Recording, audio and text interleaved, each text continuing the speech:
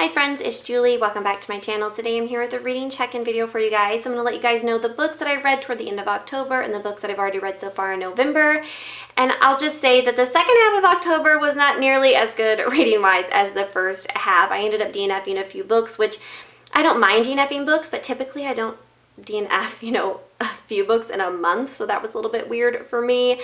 But then I read some good books after that, so it all kind of balanced out. But I'll just briefly tell you about the two books that I didn't finish. The first one of those was Growth by Jeff Jacobson. This was that indie horror book that I picked up in Chicago.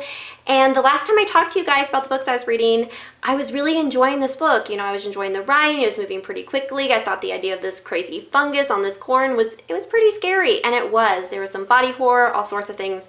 However, about 2/3 of the way through this book, he introduced this really crazy element involving insects, and I just couldn't get behind it, and so I just had to DNF it. And then the other book I DNF'd was one I was actually pretty surprised about, and that was The Childfinder by Renee Denfeld. I was really excited to read this book. I read The Enchanted a couple years ago and absolutely loved it. I loved her writing style. It has kind of like this really fantastical type element to it, and I enjoy that. And this book had that same writing style. However, there was a child narrator in this book that I just couldn't get behind. I found it very unrealistic.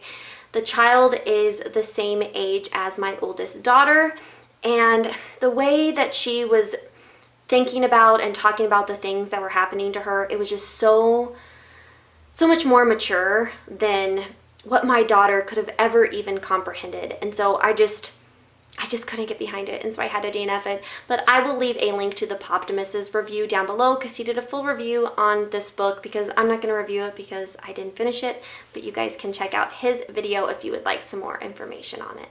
Now moving on to the books that I actually did finish. The first one was a graphic memoir called Lighter Than My Shadow by Katie Green. I heard about this book from Rachel at the Shades of Orange, and I absolutely loved this. It was a huge graphic novel. It's the biggest one I've ever read. It was over 500 pages, but I flew through it in like a day and a half. I couldn't put it down, and this whole story is about this woman's struggle with an eating disorder, and I just absolutely loved it. It was so personal, and there were so many times throughout this memoir that I could just relate to the things that she was saying about food and her body, and I feel like there are probably so many other people out there that would find this so relatable. Like, I've never struggled with an eating disorder, but I don't have like really healthy relationships with food or my body, and yeah, I could just connect to so many things that she mentioned in this book, and Rachel and I had some really great conversations about it. I absolutely love this. Like, more people need to read it.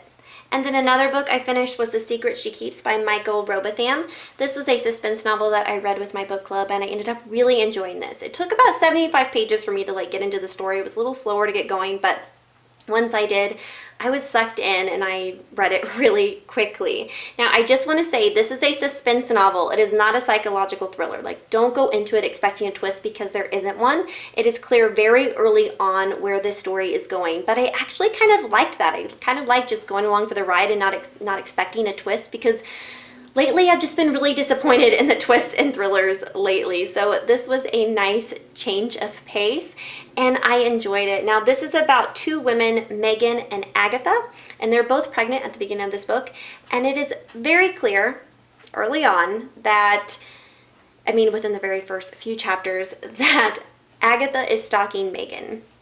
And you just kind of go along with the story. Both of these women have secrets, and they're just slowly revealed over the course of the book.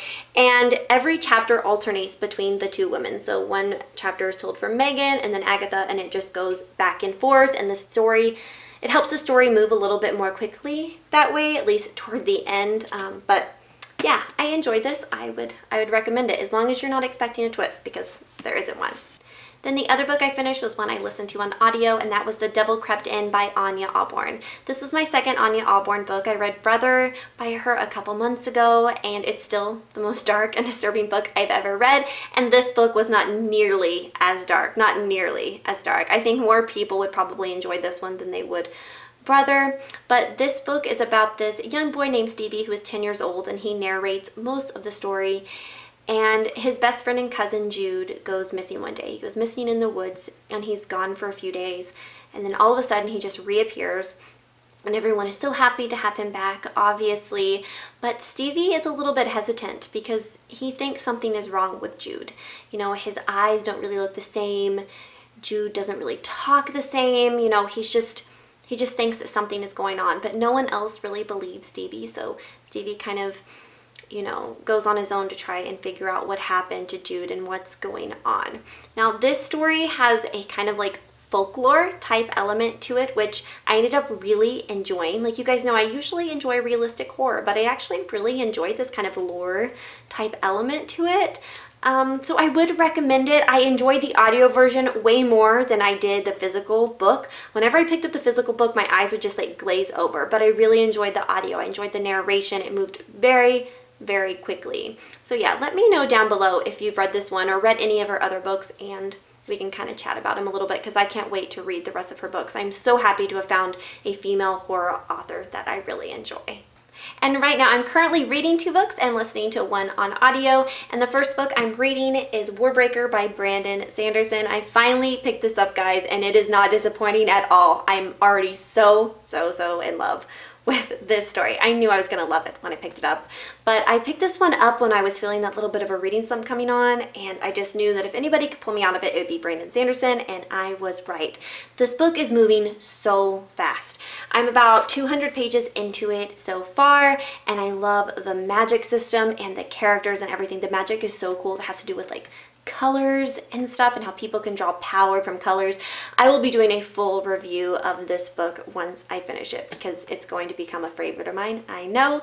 And then the other book I'm reading is, of course, The Witching Hour by Anne Rice. I'm about 250 pages into this now, so I am making progress, and the story is finally starting to pick up. Like, it has taken a really long time for the story to get moving, but I feel like I'm finally there, and she has introduced, like, there was some really weird elements that happened like about 150 pages into it. There was this very strange erotic sex scene, which I know she used to write erotica, and sex doesn't bother me in books. It seemed really weird that it was thrown in at this spot.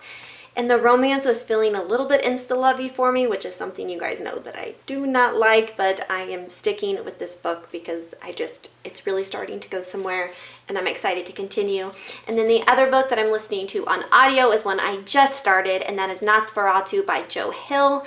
I feel like this is perfect for, you know, since we're coming around at Christmas time and there's this thing called Christmas Land in it. I really don't know too much about the story, but the lovely ladies from Books in the Freezer, which is a podcast that is ran by 2 of my favorite ladies on here, Rachel from The Shades of Orange and Stephanie from That's What She Read.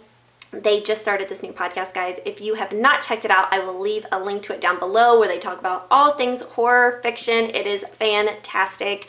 But anyways, they mentioned that the audio version of this book is fantastic. So as soon as I heard them talking about it, I went and requested it from my library, and it just came in.